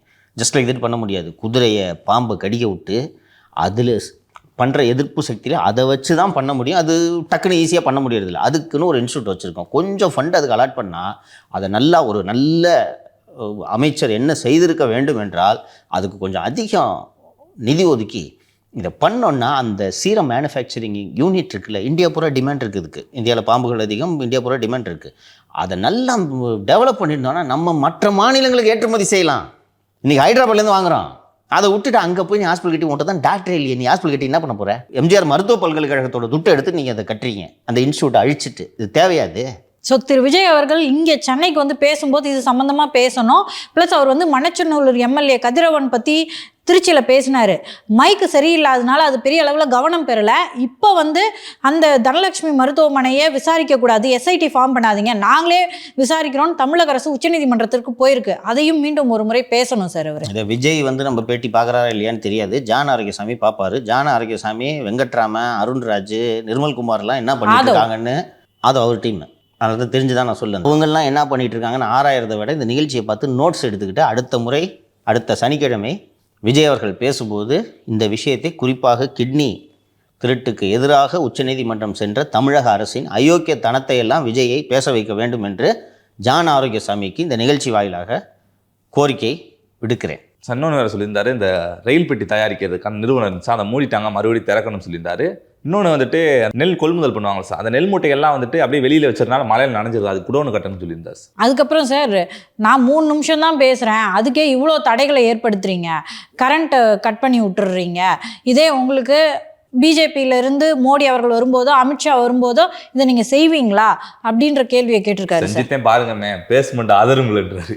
பொலிட்டீஷியனாக இம்ப்ரூவ் ஆகிட்டு வர்றாருன்னு சொன்னேன்ல, இது மாதிரியான விஷயங்களை தான் நான் பாயிண்ட் பண்ணுறேன். ஒரு பொலிட்டீஷியன் தன் மீது எரியப்படும் ஆயுதங்களை அப்படியே மடக்கி எதிராளி மீது திருப்பி விடுபவன் தான் சரியான ஒரு பொலிட்டீஷியன். கடந்த சட்டப்பேரவை தேர்தலின் போது தான் நினைக்கிறேன் திரு ஆர் ராசா அவர்கள் தவறுதலாக தான் பேசியிருப்பார்னு நினைக்கிறேன். எடப்பாடியோட தாயாரை பற்றி ஏதோ ஒரு வார்த்தை தப்பாக பேசிட்டார். பிடிச்சா இருப்பாருங்க மைக்கு எடப்பாடி. ஏங்க, நான் ஒரு ஏழை விவசாயி, என்ன திட்டுங்க, நான் அரசியலில் இருக்கேன். எங்கள் அம்மா என்ன பண்ணுச்சு, புரட்டி போட்டுருச்சு, விழுந்தது பாருங்க ஆராசாவுக்கு கண்டனம். புரியுதா? அது வர்றதை அப்படியே மடக்கி விடணும். அதான் நல்ல அரசியல்வாதிக்கு அழகு. திரு விஜய் அவர்களை இப்படி கட்டுப்பாடெல்லாம் விதிக்கிறாங்க, ரைட்டா? இப்படி பேசக்கூடாது, கையாட்டக்கூடாது, அதெல்லாம் சொல்லிவிட்டு கரெக்டாக திமுகவுக்கு எங்கே வலிக்குமோ அங்கே அடிக்கிறார். பார்த்தீங்களா? செஞ்சுப்பாரு. இதே போல் கடந்த முறை என்று தான் நான் நினைக்கிறேன் திரு அமித்ஷா அவர்கள் விமான நிலையத்திலிருந்து வரும்போது அது இயல்பாக கூட கரண்ட்டு கட் ஆகிருக்கும். ஆச்சு, ஒரு வாரத்தில் என்னமோ செந்தில் பாலாஜியை அமைச்சர் பதவியிலேருந்து ராஜினாமா செய்யக்கூடிய ஒரு சூழல் ஏற்பட்டது. ஏதோ ஒன்று பெருசாக இல்லை அல்லது உச்சநீதிமன்றத்தில் அந்த வழக்கு வந்தது. இது ரெண்டும் கோஇன்சிடென்ஸாக கூட இருக்கலாம். ஆனால் அவர் சொல்கிறதுல பாயிண்ட் இருக்குல்ல, செய்வீங்களா? அதுக்கு இந்த ஃபேக்ட் செக் நிறுவனம் ரோட் ஷோவுக்கு கட்டுப்பாடு விதித்திருக்கிறோம் என்று ஏதோ 20 கட்டுப்பாடு கொடுத்துருக்கோம் அப்படின்னு சொல்லிட்டு அவங்க ஃபேக்ட் செக் பண்ணி சொல்கிறாங்க. கட்டுப்பாடு வச்சுருக்கீங்க. மோடிக்கு கையாட்டக்கூடாதுன்னு ஒரு கட்டுப்பாடு போடுங்க, வெளியே மண்டை நீட்டக்கூடாதுன்னு போடுங்க, ஜன்னல் தரக்கூடாதுன்னு போடுங்க, போடியா பார்க்கலாம். மக்களை பார்த்து கையை செய்யக்கூடாது போடுவீங்களா? அதைத்தான் சொல்கிறாரு. போட்டிங்கன்னா உங்கள் பேஸ்மெண்ட் ஆடிட்டுன்ட்டு. பேஸ்மெண்ட்டே இருக்காது, பேஸ்மெண்ட்டை வெடி வச்சுருவாங்க. இப்போ அது மடக்கி விட்டார் பார்த்தியா? பஸ்ஸுக்குள்ளே இருக்குன்னு பஸ்ஸை விட்டு வெளியே வரக்கூடாதுன்னு நான் என்னையா பண்ணுறது? போலீஸ் என்ன பண்ணாங்க, விஜயை முடக்கிறோன்னு நினச்சிக்கிட்டு கிட்டத்தட்ட முடக்கிட்டாங்க. நம்ம கடந்த பிரச்சாரத்திலே சொன்னோம், விஜய் இதுக்கு அடங்கக்கூடாதுன்னு சொன்னோம் நம்ம, ரைட்டா? எந்திரிச்சு மேலே கை கட்டுனேன். ஏன்னா அவங்க ரசிகர்களுக்காக நான் சொல்கிறேன், எவ்வளோ பெரிய மரமாக இருந்தாலும் ஏறி அந்த உச்சி கொம்புலேருந்து தொங்கிக்கிட்டு பார்த்துக்கிட்டு இருக்கிறான். மாசாக இருக்கும் சார். அப்படி அவங்க ரசிகர்களுக்கு அவர்களுக்காக திரு விஜய் அவர்கள் கை காட்ட வேண்டும் அப்படின்னு சொல்லும்போது நானும் என்ன சொல்லியிருந்தேன்னா, நீங்கள் யாருக்குமே இந்த கட்டுப்பாட்டை விதிக்கல, ரைட்டா? அப்போ இவருக்கு ஏன் விதிக்கிறீங்கன்னு சொல்லும்போது இன்றைக்கி அதை மடக்கி விட்டார், ரைட்டா? நீங்கள் அப்போது சொல்லிவிட்டு அதை என்ன சொல்கிறாரு, என்னை பார்த்து பயப்படுறீங்களா? இப்படி தான் மடக்கி விடணும். தன் மீது வீசப்படும் அந்த பானத்தை அல்லது அஸ்திரத்தை மடக்கி அப்படியே எதிராளிக்கு திருப்பி விடணும். அது இன்னொன்று சொன்னாருங்க, என்ன சார் சிஎம் சார் மிரட்டி பார்க்குறீங்களா? கொள்கை பேரை சும்மா சொல்லி கொள்ளையடிச்சு தின்ற உங்களுக்கே அப்படி இருக்கப்ப நான் உழைச்சி சம்பாரிச்சு எனக்கு எப்படி இருக்கு அப்படின்றார் சார். எடுபடும். திரு விஜய் அவர்களுக்கு அண்டு ஜான் ஆரோக்கியசாமிக்கும் கூடுதலாக இதை சொல்லிக்கிறேன், இதைத்தான் விஜய் எல்லா இடத்துலையும் ஸ்ட்ரெஸ் பண்ணணும். இது மக்களிடத்தில் எடுபடும் என்றும் நான் புரிந்து கொள்கிறேன். உண்மையிலேயே தீண்டாமையை கடைபிடிக்கக்கூடிய கட்சி திமுக என்று சொல்ல வேண்டும். எப்படி தீண்டாமை? சனாதன கட்சி என்றால் அது திமுக. அந்த குடும்பத்தை தவிர வேறு யாராவது தலைவர் பதவிக்கு வர முடியுமா? சங்கர மடத்தில் பிராமணர்களை தவிர வேறு யாராவது மடாதிபதியாக வர முடியுமா? கருணாநிதி குடும்பத்தில் அவர்கள் வாரிசுகளை தவிர வேறு யாராவது தலைவர் பதவிக்கு வர முடியுமா? வாய்ப்பே இல்லை சார். அப்போ அது தீண்டாமை தானே. பழனிசாமி சொல்கிறாருல்ல, இங்கே கீழே இருக்கிற தொண்டர்கள் எல்லாரும் மேடைக்கு வரலாம், மேடையில் இருக்கிற தலைவர்கள் யார் வேணும்னாலும் என் இடத்துக்கு வரலாம் சொல்கிறாரா? திரு பழனிசாமி அப்படி வந்தவர் தானே சார்? அருமையாக சொன்னீங்க, இப்படி வந்தவர் தானே சொல்கிறாரு. சாதாரண கிளைக்கழக செயலாளர்னு சொல்கிறாருல, அப்போ இது தீண்டாமை தானே. யோசிச்சு பாருங்க. ஆனால் கட்சி ஏற்றுக்குச்சேங்க சார். எல்லா இடங்களிலும் கொத்தடிமை முறை ஒழிக்கப்பட்டாலும் திராவிட முன்னேற்ற கழகத்தில் மட்டும் இன்னும் கொத்தடிமை முறை ஒழிக்கப்படவில்லை. யாரும் ஏற்றுக்கல, வேற வழி இல்லாமல் இருக்காங்க. கழக குரலை அவங்க தானே சார் எழுப்பணும். அதை நீங்கள் விமர்சனமாக வைங்கன்றேன். எப்போ தம்பி நீ இந்த மாதிரி கொத்தடிமையாக இருக்காதுன்னு என்கிட்ட சொல்கிறீங்க. நீங்கள் முடியாது, நான் கொத்தடிமையாக தான் இருப்பேன் அப்படின்னு சொல்கிறவங்க கிட்ட நீங்கள் போய் இப்போ என்ன பிரயோஜனம் பேசி? எனக்கு பிடிச்சிருக்கு. திரு விஜய் அவர்கள் இதை ஃபோக்கஸ் பண்ணணும். இவ்வளோ பேசுகிறீங்களே சிஎம் சார், சமூக நீதி, சம உரிமை, சுயமரியாதை எல்லாம் பேசுகிறீங்களே, உங்கள் கட்சியில் இருப்பவர்களுக்கு முதலில் சுயமரியாதையை கொடுங்கள். ஒரு தாழ்த்தப்பட்டவரை ஏன் உங்கள் கட்சியின் பொதுச் செயலாளராக இதுவரை உங்களது 75 ஆண்டு கால வரலாற்றில் இதுவரை ஒரு தாழ்த்தப்பட்டவர் ஏன் திராவிட முன்னேற்ற கழக பொதுச் செயலாளராக வரவில்லை? உங்களுக்கு சமூக நீதியை பேச அருகதை இருக்கிறதா அப்படி கேட்கணும். இதெல்லாம் ஜான் ஆரோக்கியசாமி பாயிண்டாக எழுதி கொடுக்கணும். உட்காந்து ரூமுக்குள்ளே உட்காந்துக்கிட்டு அந்த விஜயோட ஸ்பீச்சையும் யாருக்கிட்டையும் காட்டுறது இல்லையா ஜான்? 5 பேர் இருக்கீங்களா, அந்த 5 பேர் உட்காந்து சொன்னீங்கன்னா 4 பேர் 4 பாயிண்ட் எடுத்து கொடுப்பாங்க. பிரைன் ஸ்ட்ராமிங் ரொம்ப முக்கியம் என்னங்க சார்? முக்கியம். ஏடிஎம்கேலேருந்து பிரைன் ஸ்டாமிங் இல்லாமல் போயிட்டு இருக்கு. இது வேணும். 5 brains are better then 1 brain தானே. ஸோ இதை விஜய் டார்கெட் பண்ணணும், புரியுதுங்களா? இன்னும் இப்படியே அடிக்கணும். அவரு பஞ்ச் டைலாக் பேசுகிறவர் தானே. திமுகன்றதே ஒரு கொத்தடிமை கட்சின்னு சொல்லணும். சொல்லிடுவார் சார் வருங்காலங்களில். யார் அந்த அரச குடும்பத்தின் வாரிசுகளாக இருக்கிறார்களோ அவர்கள் மட்டும்தான் கட்சியின் தலைவராக வர வேண்டும், அவர்கள் மட்டும்தான் நாட்டை ஆள வேண்டும் என்ற கொத்தடிமை முறை திராவிட முன்னேற்ற கழகத்தில் இந்த 2025 நீடிக்கிறது அப்படின்றத சொன்னால் நடுங்கிருவாங்க. அதுவும் தகுதி இல்லாத வாரிசு. நாட்டில் என்ன நடந்துட்டு இருக்கு, சோத்துக்கு இல்லாமல் கஷ்டப்பட்டுக்கிட்டு இருக்கான். அங்கே மாலதி ஒரு கேபில் போயிருக்காங்க, சொல்கிறாங்க புலம்புறாராம் கேப் டிரைவர். சிஎன்ஜி கிடைக்கல, போராட வேண்டியதாக இருக்குது வாழ்க்கையில், விடிய விடிய வண்டி ஓட்டுறேன்னு. ஹேண்ட் டு மவுத்துக்கு தான் இருக்கு. நாய் கூட விளையாண்டுக்கிட்டு டெய்லி ஃபோட்டோ போட்டுக்கிறீங்க. ஆமா, ஏன் சார் ரவுடி கூட ஃபோட்டோ டெய்லி வருது? டிப்ரெஷனில் இருக்காரு, ரொம்ப நோண்டாதீங்க. என்ன சார் டிப்ரெஷன்? 1000 கஷ்டம் இருக்கும் ஒரு துணை முதல்வருக்கு, நினைத்த நலத்திட்டங்களை செயல்படுத்த முடியவில்லையே. மக்களை நினைத்தா அது தப்பா பண்ண நினைச்சிட்டு. இல்ல, எனக்கு என்ன தோணுதுங்கன்னாங்க சார், இப்ப திரு விஜய் அவர்களுடைய ஒரு எழுச்சி இருக்குல்ல, ஏன்னா அவர் ஸ்டார்ன்றதுனால இந்த எழுச்சி ஒரு காரணம். ஸ்டார்ன்றதுனால தான் அந்த எழுச்சி. அதுக்கு கவுண்டரா இந்த போட்டோஸ், குடும்பத்தோட போட்டோஸ் அதெல்லாம் பார்க்கலாம். 1000 ரீசன் இருக்கலாம். ரொம்ப சைக்கோ அனாலிசிஸ்லாம் பண்ணவன அது நமக்கு தேவையில்லாத வேலை. ஓகே, திமுகன்னு சொல்றதுக்கு பதிலா திமுக, கொத்தடிமை திராவிட முன்னேற்ற கழகம் அப்படி ஏதாவது அடிக்கணும். இன்னும் இம்ப்ரூவைஸ் பண்ணணும், இன்னும் மக்களிடையே ட்ராக்ஷன் கிடைக்கும். Vijay is learning. சார் இந்த பிரச்சாரம் பண்ணுறதுக்கு இடம் கேட்பாங்களா சார்? இவங்க ஒரு 10 இடம் கொடுத்தாங்கன்னா இவங்க ஒரு இடத்த சூஸ் பண்ணுறது. அந்த இடம் எப்படின்னா மக்கள் நெருக்கடியாக அங்கே நிற்கவே முடியாது அந்த மாதிரி இடத்த ஒரு சூஸ் பண்ணி கொடுக்குறாங்களாம். இந்த அடக்குமுறை அராஜக அரசியெல்லாம் கையில் எடுக்க வேணாம் சார், நான் சாதாரண ஆள் இல்லை சார், நான் ஒரு மக்கள் பிரதிநிதியோட தலைவன் சார் அப்படின்னு சொல்கிறார் சார். இந்த மாதிரி பூச்சாண்டி வேலையெல்லாம் என்கிட்ட காட்டாதீங்க, இதே மாதிரி தொடர்ந்தீங்கன்னா நான் மக்கள்கிட்டே பர்மிஷன் கேட்டுப்பேன்னு சொல்கிறாரு.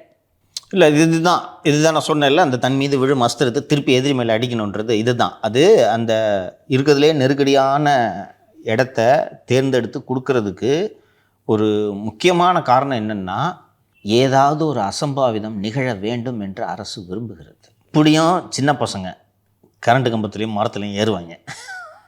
நேற்று சார் அந்த சுவர்லலாம் ஏறக்கூடாதுன்னு கண்டிஷன் போட்டிருந்தாங்களாம், அதில் ஏறி நாகப்பட்டினத்தில் தேவாலயத்தில்னு சொல்கிறாங்க, அந்த சுவர் உடஞ்சி விழுந்துருச்சு சார், அதுக்கு ஒரு வழக்கு போட்டு வச்சுருக்காங்க.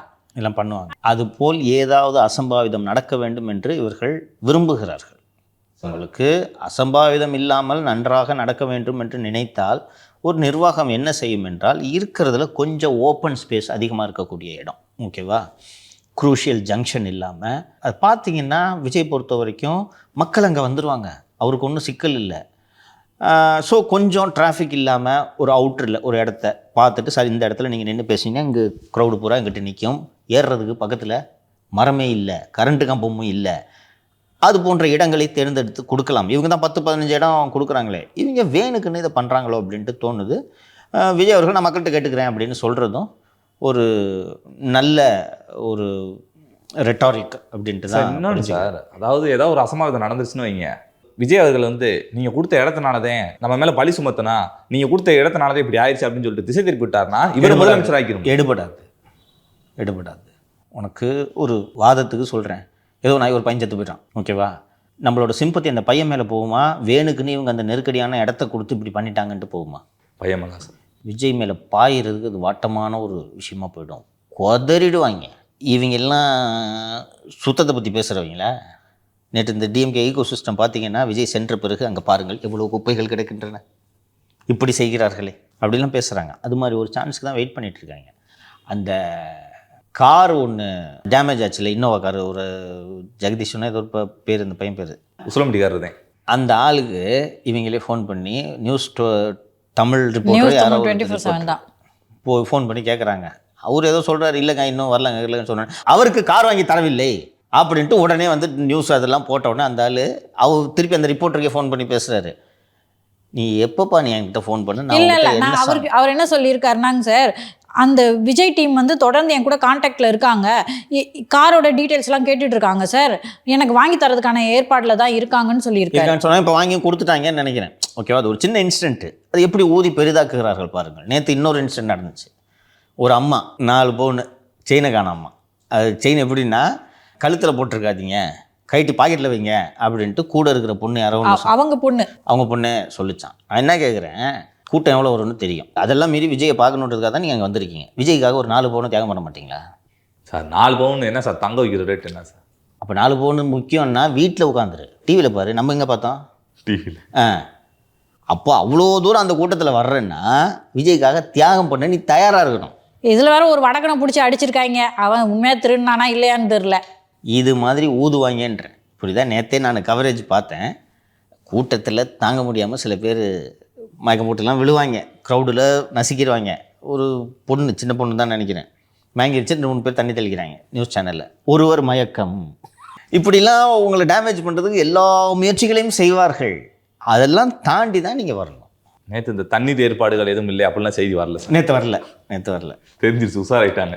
நம்ம பேசுகிறத யார் பார்க்குறாங்களோ இல்லையோ, நியூஸ் சேனல்ஸில் இருக்கிறவங்க எல்லாரும் பார்ப்பாங்க, ஓனர்ஸ் பார்ப்பாங்க, எடிட்டர்ஸ் பார்ப்பாங்க. நியாயம் தானே நம்ம சொன்னது? ரோட்டில் நடந்த நிகழ்ச்சிக்கு நீ ரோடு போகிற தண்ணி வைக்கணுமா? ஸோ இதெல்லாம் நம்ம பண்ணுறது அயோக்கியத்தனம் அப்படின்றத நேற்று கூட ஆம்புலன்ஸ் கூட்டத்தில் விட்டுருக்காங்க சார். நேற்றுமா இபிஎஸ்க்கு நடந்த அதே ஃபார்முலா எல்லாம் செய்வாங்க, எல்லாவற்றையும் செய்வார்கள் சார். நேற்று திருவாரூரில் மாலை போட்டிருக்காங்க சார். அநேகமாக காரை விட்டு வெளியே வரக்கூடாதுன்றது கண்டிஷனில் ஒன்று.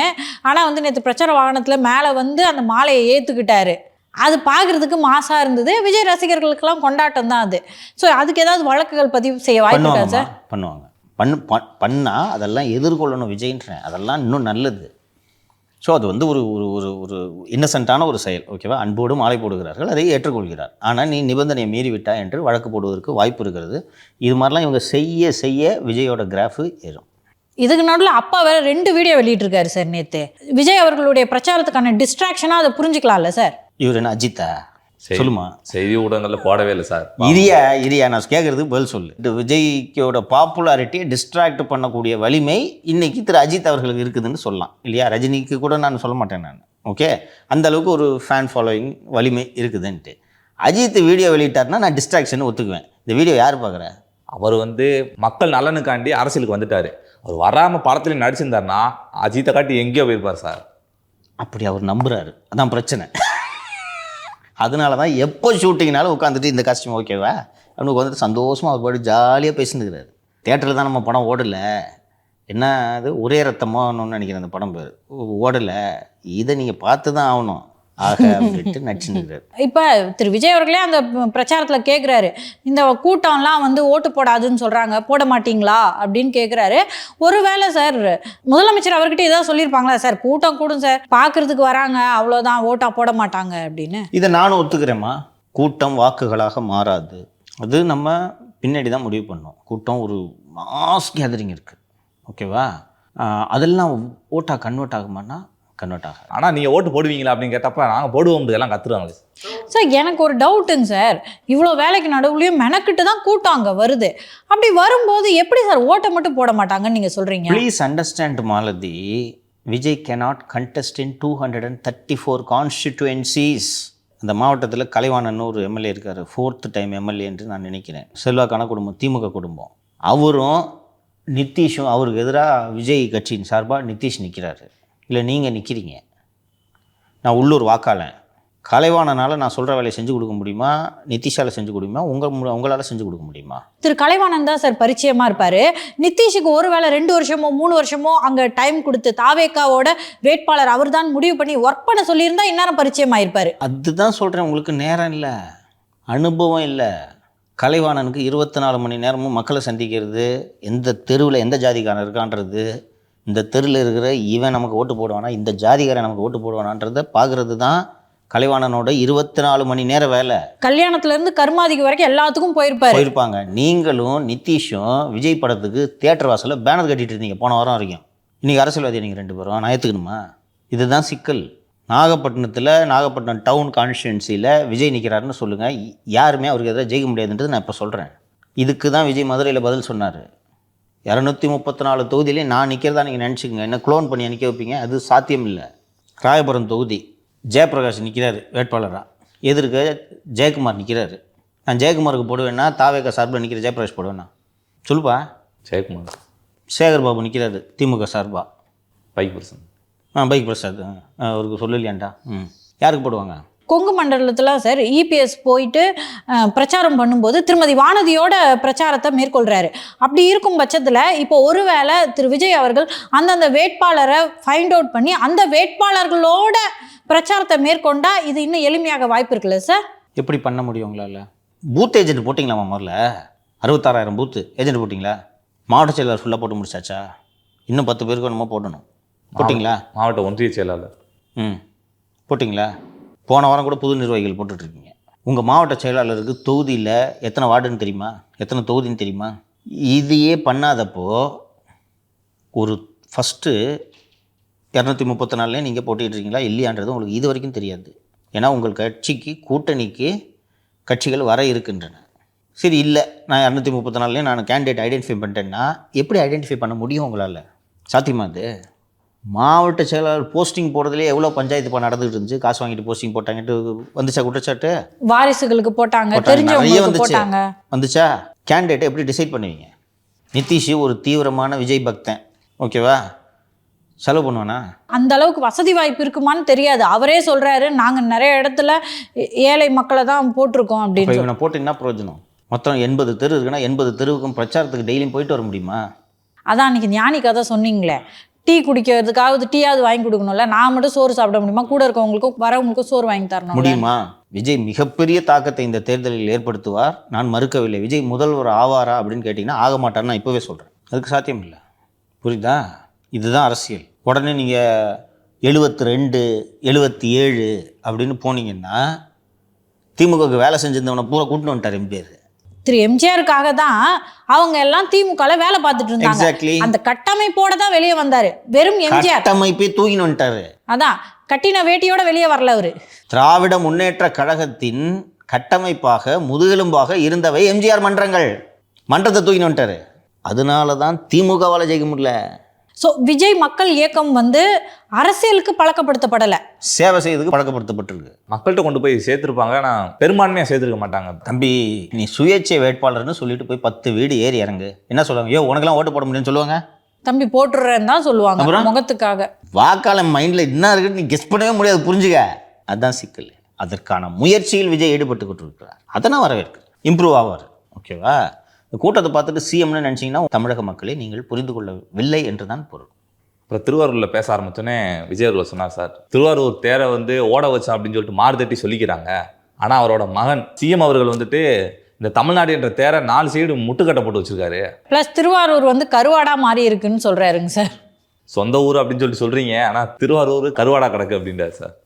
அப்பா பேரை சாலைக்கு வைக்கிறீங்க, பட் அந்த ரோட்ஸ் எதுவுமே சரியில்லை அப்படின்னு சொல்றாரு. இங்க இருக்க மெடிக்கல் காலேஜ் ஹாஸ்பிட்டல்ஸ்க்கெல்லாம் மெடிக்கல் காலேஜுக்கே வைத்தியம் பார்க்கணும் போல இருக்கு, அதுல இருந்து வைத்தியம் பார்க்குற நிலைமையில இல்லை அப்படின்னு சொல்றாரு. அதுதான் இது நம்ம தொடர்ந்து வைத்துக்கொண்டு இருக்கக்கூடிய ஒரு விமர்சனம் தான் இது. நீங்க மருத்துவ கல்லூரிகள் மருத்துவமனைகள் எல்லாவற்றையும் பிரம்மாண்டமாக திறக்கிறீர்கள், அதற்கான உட்கட்டமைப்பு வசதிகளை ஏற்படுத்தவில்லை, மருத்துவர்களை நியமிக்கவில்லை. இதுதான் நம்ம தொடர்ந்து சொல்லிட்டு இருக்கோம். இவங்க படோடபமாக திறந்து வைத்த பல்வேறு மருத்துவமனைகளில் கடும் மருத்துவர்கள் பற்றாக்குறை ஏற்பட்டிருக்கிறது. கவர்மெண்ட் டாக்டர்ஸ்ன்றதுனால வெளிப்படையாக சொல்ல மாட்டேங்கிறாங்க நம்மக்கிட்ட. கடுமையான பற்றாக்குறை ஏற்பட்டிருக்கிறது என்பது உண்மை. இந்த மாவட்டத்தோட மந்திரிக்கு சிஎம் ஃபேமிலிக்கு வேலை பார்க்கறது தான் முக்கியமான வேலையாக இருக்குது அப்படின்னு சொல்கிறாரு சார். யார் சார் அது? இந்த மாவட்டத்துக்கு ஒரே மந்திரி தான், டிஆர்பி ராஜா. டிஆர்பி ராஜாவோட அறிவு திறனுக்கெல்லாம் ஒரு கவுன்சிலராக இருக்கக்கூட லாய்க்கில் ஒரு நான் கூட முதல்வராக இருக்க தகுதி இருக்குன்னு சொல்லி தெரிஞ்சதுனால தான் சொல்கிறேன், விசாரிச்சுட்டு தான் சொல்கிறேன். நீ திமுகவில் இருக்கவனே மறுக்க மாட்டாங்க. ஆனால் நமக்கு எதுவும் தெரியாதுன்றது டிஆர்பி ராஜாவுக்கு தெரியாது. அதான் அவரோட சிக்கலே. இப்போ எனக்கு இவ்வளோ தான் அறிவு, எனக்கு இது தெரியும் இது தெரியாதுன்றது எனக்கு நல்லா தெரியும். எனக்கு இப்போ நல்லா அரசியல் தெரியும், பேசுவேன். எனக்கு கேமரா பார்க்க சொன்னால் எனக்கு தெரியாது, எடிட்டிங்னா என்னன்னே தெரியாது எனக்கு, ரைட்டா? எனக்கு இது தெரியாதுன்றது தெரியும். நான் இப்படி வைப்பா கேமராவை அப்படின்னு சொன்னேன்னொடனே சரி ஒரு சம்பளம் கொடுக்குறாரு அவர் சொல்கிறாரு வச்சலன்னா மொக்கையாக வரும் நிகழ்ச்சி, புரியுதா? எனக்கு இது தெரியாதுன்றது எனக்கு நல்லா தெரியும். டிஆர்பி ராஜாவுக்கு நமக்கு எதுவுமே தெரியாதுன்றது அவருக்கு தெரியாது. விஜய் சொன்னது 100க்கு 100 சரியான குற்றச்சாட்டு. ஸ்டாலினுக்கு வீட்டு வேலை செய்கிறது மட்டும்தான் டிஆர்பி ராஜாவோட ஒரே வேலை. நீங்கள் நல்லா இந்த பாருங்கள் மாலதி, நான் கிண்டலுக்கு சொல்ல, நீங்கள் நல்லா கவனிச்சு பாருங்கள். வெளிநாட்டுக்கு முதலீடு போகும்போது கூட போகிறது யார்? டிஆர்பி ராஜா, தொழில்துறை அமைச்சர். அதுதான். அங்கே நீங்கள் என்ன தொழில் பண்ண வாங்க போகிறீங்க? உண்மையிலேயே தொழில் வளர்த்த பிறகு அங்கே போகிறீங்க. அப்போ அங்கே போய் என்ன பண்ணுறீங்க? ஆக்ஸ்ஃபோர்டில் 1500 ரூபாய்க்கு ஒரு ஸ்டாண்டை வாங்கி ஒரு பெரியார் ஃபோட்டோவை வச்சு திறந்துட்டு ஸ்டாண்டை தூக்கி குப்பையில் போட்டு பெரியார் படத்தை இங்கிட்டு போட்டு நீங்கள் பாட்டுக்கு வந்துட்டீங்க. கரெக்டாக? இதுக்கெல்லாம் ஒரு ஆள் ஏற்பாடு பண்ணணும்ல. எவ்வளோ பெரிய வேலை பார்த்துருக்காங்க. இதெல்லாம் ஏற்பாடு பண்ணணும்ல. யார் பண்ணுறது? டிஆர்பி ராஜா. அது கூட பரவாயில்ல சார், இந்த வேலையை பண்ணிட்டு நேற்று வீடியோவில் அதுதான் பேசுகிறாரு.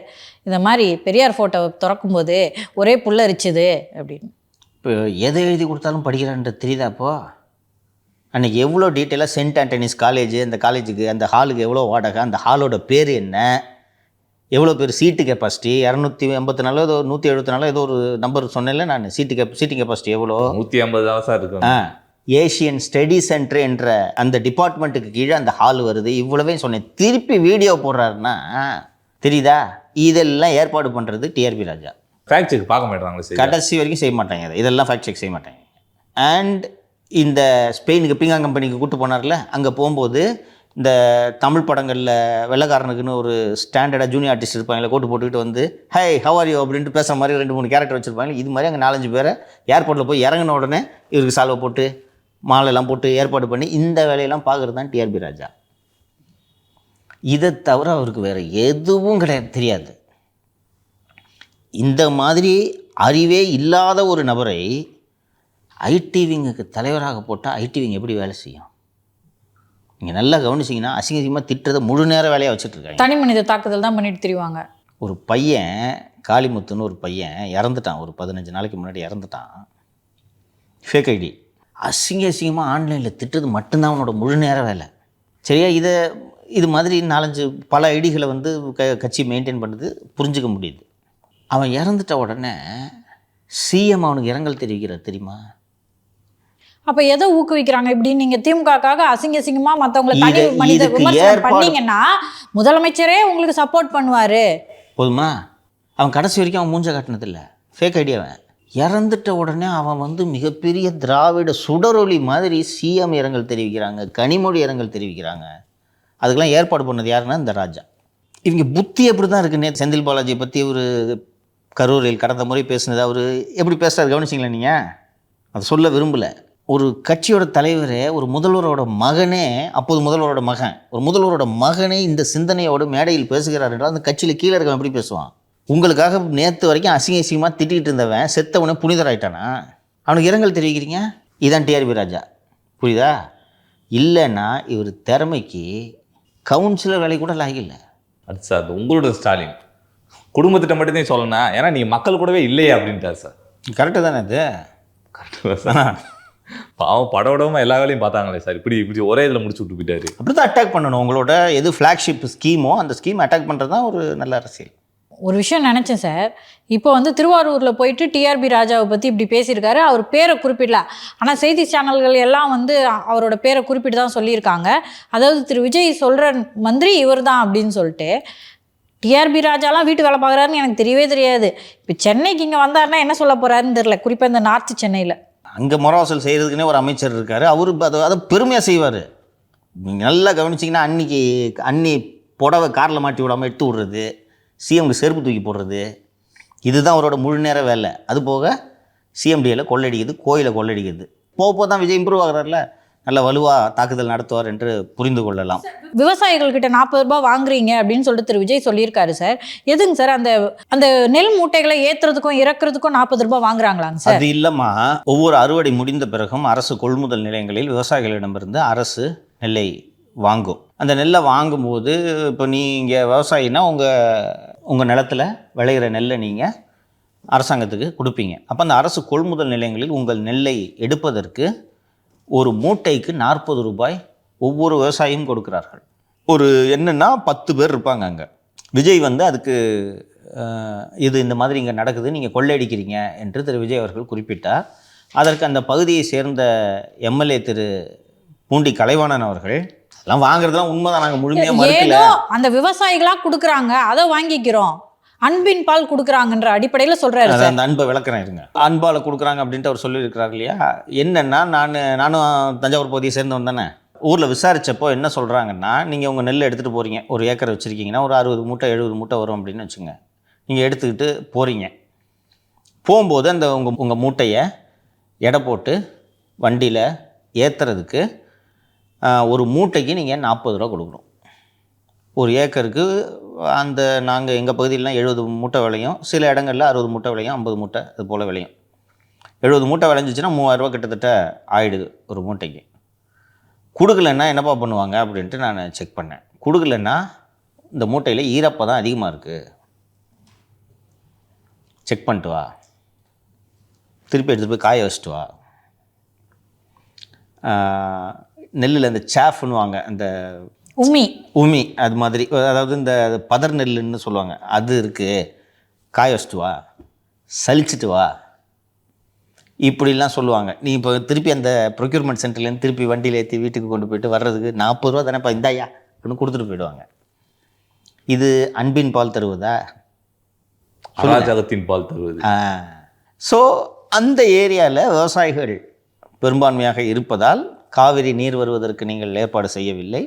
இந்த ப்ரொக்யூர்மெண்ட் சென்டரில் இந்த மூட்டைக்கு 40 ரூபா வாங்கி நீங்கள் விவசாயிகள் வயிற்றில் கொள்ளையடிக்கிறீர்கள் அப்படின்ட்டு சொல்லியிருக்காங்க. அது என்னென்னா, இந்த 40 ரூபான்னு பார்க்குறோம், ஒரு ஏக்கருக்கு 3000 ரூபா ஆகுது, இந்த லஞ்ச பணம் மட்டும் 3000 ரூபா ஆகுதுன்னா அந்த விவசாயி 10 ரூபா முதலீடு போட்டு 90 ரூபா லாபம் சம்பாதிக்கல.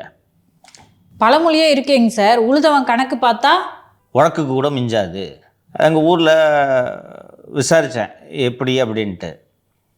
ஒவ்வொரு பகுதிக்கு ஏற்றாற் போல் வருமானம் வருகிறது. இப்போ எங்கள் ஊரெலாம் காவேரி கரையிலே இருக்குது எங்கள் ஊர், அதனால எங்களுக்கு தண்ணி பிரச்சனையும் கிடையாது.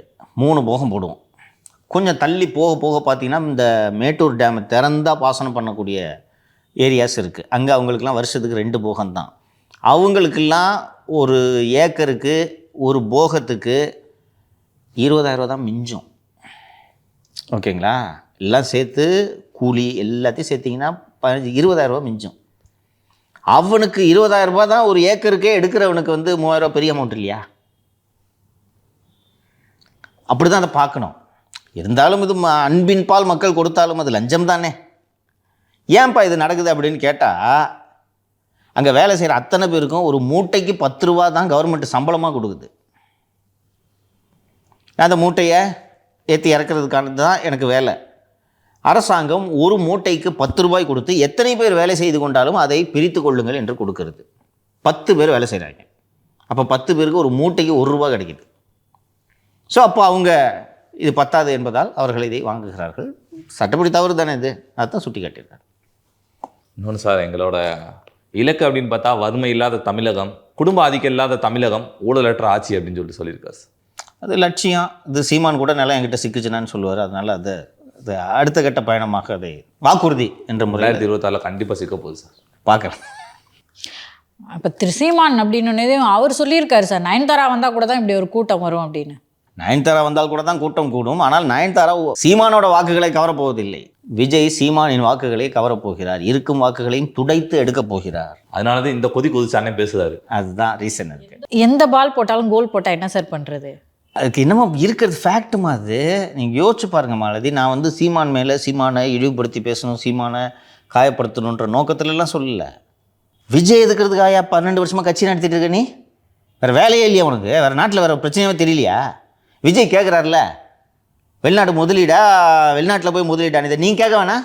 அதான் பிரச்சனை. இன்றைக்கி ஆட்சிக்கு வந்த பிறகு 100 கேள்விகள் விஜய்கிட்ட நானும் சேர்ந்து கேட்குறேன். கட்சி ஆரம்பித்து 1.5 வருஷம் கூட ஆகல, அந்த கட்சியை போய் நொசன்னு பொழுதீனிக்கு நோண்டிக்கிட்டு இருந்தா. இப்போ நான் சொன்னேன் உங்கள்கிட்ட, சிக்கலை சொன்னேன். ஏன் கேண்டிடேட்டை கூட நிற்க வச்சுக்க கூடாதுன்னு சொன்னோன்னே வேரியஸ் ஃபேக்டர்ஸ் இருக்குது, எந்த தொகுதி எந்த கேண்டிடேட் செலக்ட் பண்ணுறதுலாம் சிக்கல் இருக்குன்னு. ஜெயிக்கிற ஆள் இதெல்லாம் யோசிப்பாங்க. ப்ளஸ் இதெல்லாம் கேட்டுட்டு திரு விஜய் இம்ப்ரூவ் தான் பண்ண போகிறாரு. ஜெயிக்கிற ஆள் இதெல்லாம் யோசிப்பாங்க. சீமானுக்கு அந்த பிரச்சனையே இல்லை. எலெக்ஷனுக்கு 1 வருஷம் முன்னாடியே நிதிஷ் தான் கேண்டிடேட்னு அனௌன்ஸ் பண்ணிட்டு போய்கிட்டே இருக்கிறது. செலவு பண்ணுறது நிதிஷ் தலையெழுத்து. ஏன்னா நிதிஷ் ஜெயிக்கணுன்றதுக்காக அவரை கேண்டிடேட்டாக போடல. கரெக்டாக? அப்போ ஜெயிக்கணும்னு நினைக்கிறவங்க எல்லாத்தையும் யோசிச்சுக்கிட்டு வெற்றி பெற வாய்ப்பு இருக்கக்கூடியவரை வேட்பாளராக நிறுத்துவார்கள். வெற்றி பெறவே கூடாது என்ற எண்ணத்தில் இருப்பவர்கள் யாரை வேண்டுமானாலும் நிறுத்தலாம் தானே. அதுதான் செஞ்சுருக்காரு. நம்ம நான் சீமானுக்கு எதிராக பேசுகிறேன்னு நிறையா பேர் நினச்சிக்கிருக்காங்க. நான்லாம் ஃபஸ்ட்டு சீமானோட வெறியன். அண்ணன் சொன்னாருன்னா அப்படி மாடியிலேருந்து குதிக்கிற மாதிரி அவ்வளோ ஒரு ஆக்கப்பூர்வமாச்சு. அதுக்கப்புறம் உண்மை தெரிஞ்சதுக்கு அப்புறம் தான் தெரிஞ்சு, அதுக்கப்புறம் தான் நான் நிலைப்பாட்டை மாற்றிக்கிட்டேன். சார் இதுக்கு நடுவில் சார் ஆர்எஸ் பாரதி என்ன சொல்லியிருக்காருன்னா, விஜய்க்கு வருவது காக்கா கூட்டம்னு சொல்றாரு சார். திமுகவுக்கு வர கூட்டம் மட்டும் தான் கொள்கை கூட்டமா? எப்போவுமே இவர்களுக்கு இந்த திமுகவினருக்கு இந்த எண்ணம் உண்டுமா? அதாவது என்னென்னா, அது அந்த கட்சி அமைந்த இயல்பே அப்படி. திராவிட முன்னேற்ற கழகம் ஒரு திராவிட இயக்கம், சுயமரியாதை கொள்கை என்ற அடிப்படையில் உருவான ஒரு இயக்கம். அண்ணா திராவிட முன்னேற்ற கழகம் ஒரு நடிகரோட இயக்கம் தானே. அந்த ஆங்கிளை பாருங்கள். இதனால் இவங்களுக்கு இந்த செருக்கு உண்டு, ஆரம்பத்துலேருந்தே செருக்கு உண்டு. மேடைகளில் பேசி பேசி விவாதம் செய்து உருவான கட்சி அது. அதிமுக எடுத்துக்கங்க, என்ன கொள்கை? எம்ஜிஆர் கிட்ட கேட்டாங்க, உங்கள் கட்சியின் கொள்கை என்ன? அண்ணாயிசம் என்றால் என்ன? அண்ணாவைத்தான் கேட்க வேண்டும். ஆனால் எம்ஜிஆரோட கொள்கை என்னென்னா, பசிச்சவனுக்கு சோறு போடணும், எவனும் பட்னியாக இருக்கக்கூடாது. சரிங்க சார், நீங்கள் சொல்கிறது கரெக்டு தான். இன்னைக்கு விஜய்க்காக கூடின கூட்டத்தில் நிறைய பேர் திமுக ஓட்டு தான் போட்டிருப்பாங்க. நீங்கள் விஜய் விமர்சனம் பண்ணுங்க, அதுவும் அரசியல் ரீதியாக தான் பண்ணணும்னு நம்ம ஆல்ரெடி பேசியிருக்கோம். தனி மனித விமர்சனம் கிடையாது. உங்களுக்கு ஓட்டு போட்டவங்களே நீங்கள் காக்கான்னு எப்படி சார் சொல்ல முடியும்? திமுகவுக்கு இது போன்ற செருக்கு அவர்களுக்கு உண்டு. ஓகேங்களா? இலக்கியம் பேசக்கூடியவர்கள், இலக்கியம் பேசி பேசி உருவானவர்கள், தமிழை வளர்த்தவர்கள் அப்படின்ற எண்ணம் அவங்களுக்கு உண்டு. நாங்கள் இல்லைன்னா தமிழ் செத்து போயிருக்குன்ட்டு அவர்களுக்கு ஒரு எண்ணம் உண்டு. உங்களுக்கெல்லாம் ஞாபகம் இருக்காது, 2001 கருணாநிதி அவர்களை நள்ளிரவில் கைது செய்த போது அந்த முக்கியமான ஆட்கள்கிட்ட எல்லாம் சன் டிவியில் பைட்டு வாங்கி போட்டு அதுதான் ஒரு பெரிய இதுவாச்சு. அந்த ஐயோ கொலை பண்ணுறாங்க வீடியோ ஒட்டியது. வைரமுத்துக்கிட்ட போயிட்டு இந்த மாதிரிங்க பற்றி நீங்கள் என்ன சொல்ல விரும்புகிறீங்க அப்படின்னு சொன்ன உடனே வைரமுத்து சொன்னது இன்னும் நல்லா ஃப்ரெஷ்ஷாக ஞாபகம் இருக்குது. தமிழை கைது செய்து விட்டார்கள். கருணாநிதி தான் தமிழாம். உள்ளபடியாப்பா நீங்கள் நல்லா பாரு, திமுகவோட மாநாடுகள் இதெல்லாம் பாரு, பட்டிமன்றம், இலக்கியம் இப்படி தான் இருக்கும். ஸோ நாம் மொழி போராளிகள், மொழி காப்பாளர்கள் என்ற எண்ணம் அவர்களுக்கு உண்டு. ஸோ எங்களை தவிர மீதி எல்லாமே அறிவு குறைந்தவர்கள் என்பது தான் அந்த கட்சியோட ட்ரெயிட்டு. இப்படி தான் பேசுவாங்க. ஏன்னா அவர்களோட ஜென்ம எதிரியார் அதிமுக. நீ நடிகனை பார்த்து போனவன் தானே நீ, தொப்பி, இப்படி தான் விமர்சனம் பண்ணுவாங்க எம்ஜிஆர். ஓகேவா? ஒரு கூத்தாடி பின்னாடி போன கூட்டம். நாங்கள் இலக்கியம் அறிந்தவர்கள். அந்த அடிப்படையில் தான் இந்த விமர்சனத்தை ஆர்எஸ் பாரதி வைக்கிறார். அப்படி பார்த்தா தமிழுக்காக சாகித்ய அகாடமி வாங்கினவங்களுக்குலாம் வீடு தரேன்னு சொல்லிட்டு அவங்க தான் கட் பண்ணியிருக்காங்க. இதெல்லாம் நீங்கள் ஆராய்ஞ்சு பார்த்தா தான் மாலதி புரியும். வைரமுத்துக்கே வீடை கட் பண்ணிட்டாங்க, அப்பனா தமிழ் செத்துருச்சுன்னு சொல்லாமா? இப்போது உங்களுக்கு நீங்கள் இதை ஆராய்ஞ்சு பார்த்தீங்கன்னா உங்களுக்கு புரியுதுங்களா? ஆனால் மேம்போக்கா பாருங்கள், அவர்களோட எண்ணமும் பாருங்கள். நாங்கள் படித்த பண்டிதர்கள், நீ மூட்டை தூக்குறவன். You understand? இந்த படித்தவர்களுக்கே இருக்கும் தெரியுமா, எவ்வளோ எஜுகேட்டட் நான் இப்போ பாரு, ஒரு ஆஃப்டர் ஆல் ஒரு டிரைவரு, இந்த எண்ணம் அவங்களுக்கு உண்டு. அந்த அடிப்படையில் தான் விஜயோட ரசிகர்களை காக்கா கூட்டன்றாரு. நான் அது கோவம்தான் படணும், அப்படி இந்த விமர்சனம் படுறது தவறு தான். ஆனால் ஏன் அந்த விமர்சனத்தை திமுக வைக்குது, அதுவும் அந்த கட்சியின் தலைமை நிலைய செயலாளர் ஏன் இப்படி பேசுகிறார் என்பதற்கு பின்புலம் இதுதான். அது வெறும் தொப்பி பின்னாடி போன கூட்டம் அதிமுக, இது காக்கா கூட்டம். இல்லை சார், இவங்க காக்கா கூட்டத்தோடு நிப்பாட்டினா பரவாயில்ல, எங்களுக்கு வர கூட்டம் கொள்கை கூட்டம்டா. இது என்ன சார், எவனையாவது போயிட்டு அந்த இதில் போயிட்டு இந்த மாநாடு நடத்துவாங்களே, அதில் போயிட்டு உங்கள் கொள்கை என்னன்னு சொன்னா, 200 எங்கேயா குடியா கோட்டுறங்கயா ஓம்பாட்டுக்கு எங்கே கொள்கை கெடுக்கிற. காலம் மாறி வருது. நான் தொடங்கிய காலத்தில் பேசுகிறேன், 70களை பற்றி பேசி கொண்டிருக்கேன். அன்றைக்கி தானே ரீசனு, அதோட ட்ரைட் வருது. இன்றைக்கி கொள்கைக்கு திமுக சம்மந்தமே இல்லைப்பா, இனிமேல் அதை பற்றி பேசி. பட் காலம் மாற மாற ஸ்ட்ராட்டஜி மாற்றணும்ல சார், ஸ்ட்ராட்டஜி மாற்றணும். இது தேங்கி போயிடுச்சு திமுக ஒரு ஐடியாலஜிக்கல் கிரைசிஸில் இருக்குது. 60களில் இந்தி திணிப்பு என்பது இருந்தது. ஸோ அந்த இந்தி திணிப்பை எதிர்த்து இந்த இயக்கம் உருவாகிறது. ஸோ தொடர்ந்து 70களில் 80களில் அதற்கான தேவைகள் தொடர்ந்து இருந்து கொண்டிருந்தது. இன்றைக்கி இந்தி திணிக்கப்படுதுன்னா உனக்கு அதோட தாக்கமே இல்லை தானே. அதிகபட்சம் கேட்டான்னு திணிச்சிட்டு போகிறாங்க சார், அது பாட்டுக்கு இருந்துட்டு போகுது சார் ஓரமாக. அப்படி இல்லை சார், போய் ஹிந்தி வேணான்னு பெயிண்ட் அடிக்க சொன்னால் இங்கிலீஷில் பெயிண்ட் அடிச்சிட்டு இருக்காங்க. அது கூட பரவாயில்ல, ஹிந்தி தெரியலனா பரவாயில்ல, இந்தியே எதுன்னு தெரிலனா எப்படி? இந்த சிக்கல் எல்லாம் இன்னைக்கு இருக்குது. டிஎம்கே ஒரு தத்துவார்த்த சிக்கலான நிலையில் தான் இருக்கிறது. ஒரு மொழியை காக்க, ஒரு சுயமரியாதைக்காக தொடங்கிய ஒரு இயக்கம் ஒரு குடும்பத்துக்கு கொத்தடிமையாக தானே இன்றைக்கி இந்த இயக்கம் நடத்திட்டு இருக்கு. இன்றைக்கி உங்களோட கொள்கை மொழியை காப்பதா, கொள்கையை காப்பதா, குடும்பத்தை காப்பதானா? குடும்பத்தை காப்பாற்றுறதுக்கு தான் நீங்கள் இதெல்லாம் பேசுகிறீங்க இன்றைக்கி, இல்லையா? அப்போது உங்கள் அடையாளத்தை நீங்கள் இழந்துட்டீங்க. அந்த சிக்கலில் தான் இருக்குது. ஸோ இது எல்லாமே இவர்களை அச்சுறுத்துது. அண்டு விஜயோட ஸ்பீச்சிலேருந்தும் நம்ம புரிந்து கொள்ள வேண்டியது, இனி விஜயை இவர்கள் கண்டுகொள்ளாமல் கடந்து போக முடியாது. நேரடியாக குடும்பத்தை கையெழுச்சிட்டார். இவ்வளோ நாள் அதான் அந்த நிழல் யுத்தம் பண்ணக்கூடாதுன்னு நான் சொன்னேன்ல, நிழல் யுத்தம் அல்ல, நேரடியாக நீங்கள் பேச ஆரம்பிச்சிட்டார். குடும்பத்தோட முதலீடுக்காக போனியா வெளிநாட்டுக்குன்னு கேட்குறாரு. இது எல்லாரும் வைக்கிற விமர்சனம். விஜய் நேரடியாக வச்சிட்டார். டிஆர்பி ராஜாவை கூப்பிட்டு குடும்பத்துக்கு வேலை செய்கிற மந்திரி அப்படின்னு சொல்லிட்டாரு. அந்த குடும்பம் தான் அந்த கட்சியே. குடும்பத்தை தொட்டால் ஷாக் அடிக்கும். விஜய் குடும்பத்தை தொட்டுட்டாரு, இவங்களுக்கும் ஷாக் அடிக்கும். இனி விமர்சனம் பண்ணாமல் இருக்க முடியாது. இதுக்கு மேலேயும் வலிக்காத மாதிரியே நடிக்க முடியாத நிலைக்கு திமுகவை விஜய் தள்ளிவிட்டார் என்று தான் புரிந்து கொள்வேன். சார் இன்னொன்று சார், டிடிவி தினகரன் அவர்கள் வந்து சொல்லியிருக்காங்க, விஜயகாந்த் அவர்களை காட்டி விஜய் மிகப்பெரிய தாக்கத்தை ஏற்படுத்துவார் இந்த தேர்தலில் அப்படின்னு சொல்லியிருக்காரு. அது மட்டும் இல்லை சார், எப்பவுமே அவர் வந்து சார் தொடர்ந்து ஒரு விஷயத்த சொல்லிகிட்டே இருக்காரு. நாம் தமிழர் கட்சி 4ஆம் முனை அப்படின்றத சொல்கிறாரு சார்.